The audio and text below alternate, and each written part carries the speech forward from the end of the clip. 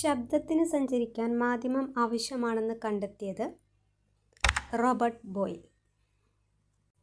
രാത്രി സമയങ്ങളിൽ അനുവദനീയമായ ശബ്ദം എത്രയാണ്? 30 ഡെസിബൽ. വവ്വാലുകൾ ഇരപിടിക്കുന്ന രീതി എക്കോലൊക്കേഷൻ. ശബ്ദമലിനീകരണം അളക്കുന്ന യൂണിറ്റ് ഡെസിബൽ.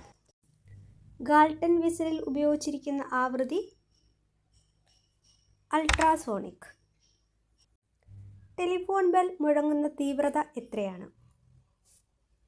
75 ഡെസിബൽ. ലാബിൽ ശബ്ദ പരീക്ഷണങ്ങൾ നടത്താൻ ഉപയോഗിക്കുന്ന ഉപകരണം സോണോമീറ്റർ. ശബ്ദത്തിൻ്റെ ആവൃത്തി എന്തുമായി ബന്ധപ്പെട്ടിരിക്കുന്നു? സ്ഥായി.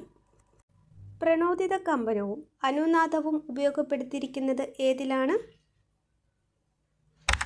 തന്നിരിക്കുന്ന 3-ലും. 2 സ്റ്റേറ്റ്മെൻറ്റുകൾ തന്നിരിക്കുന്നു. സ്റ്റേറ്റ്മെൻറ്റ് 1, സ്ത്രീകളുടെ ശബ്ദത്തിന് സ്ഥായി കൂടുതലാണ്. സ്റ്റേറ്റ്മെൻറ്റ് 2, സ്ഥായി കൂടിയ ശബ്ദത്തിന് ആവൃത്തി കുറവാണ്. ശരിയായ ഉത്തരം ഓപ്ഷൻ എ ആണ്. ഒന്നാമത്തെ സ്റ്റേറ്റ്മെൻറ്റ് ശരിയും രണ്ടാമത്തേത് തെറ്റുമാണ്. സ്ഥായി കൂടുമ്പോൾ ആവൃത്തിയും കൂടുന്നു. ഉപയോഗപ്രദമായ കൂടുതൽ വീഡിയോസിന് ചാനൽ ഫോളോ ചെയ്യുക. Thank you.